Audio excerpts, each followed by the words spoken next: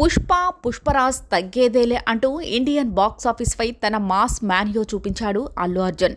పుష్ప 1, పుష్ప 2 సినిమాలతో అల్లు అర్జున్ అదరగొట్టాడు. పుష్ప 1తో మొదలుపెట్టి పుష్ప 2తో మిగిలిన రికార్డుల్ని కొల్లగొట్టాడు. పుష్ప 2తో ఆ కథ ముగుస్తుంది అనుకుంటే పుష్ప 3 ర్యాంపేజ్ అంటూ సర్ప్రైజ్ చేశాడు.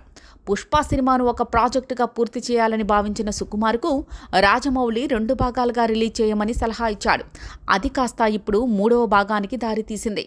అయితే పుష్ప 3 సినిమా ఎప్పుడు ఉంటుంది అన్నది $1 మిలియన్ ప్రశ్నగా మారింది.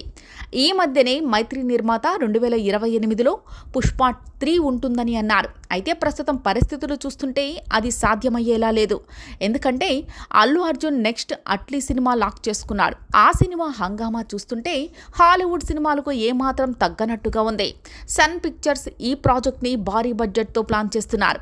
సో ఎలా లేదన్నా ఈ సినిమా 2 నుంచి 3 ఏళ్లు పట్టేలా ఉంది. ఇక మరోపక్క అల్లు అర్జున్ త్రివిక్రమ్తో సినిమా లైన్లో ఉంది. ఇతిహాసాల నేపథ్యంలో ఒక డిఫరెంట్ కాన్సెప్ట్తో ఈ సినిమా వస్తుందని అంటున్నారు. అయితే అది ప్రీ ప్రొడక్షన్ దశలో ఉండగా అట్లీ సినిమా కన్ఫర్మ్ అయింది. ఆ సినిమా కూడా చాలా టైం తీసుకునేలా ఉంది.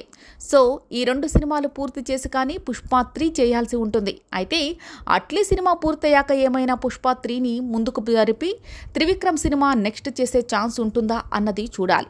ఏది ఏమైనా అల్లు అర్జున్ సినిమాల లైనప్ ఫ్యాన్స్కి మాత్రం ఫుల్ ఫీస్ట్ అందించేలా ఉంది. పుష్ప 3 సినిమా కోసం మిగిలిన రష్ ఉన్నా కూడా మిగతా పార్ట్ షూట్ చేయాలన్నా కూడా టైం పట్టేలా ఉంది.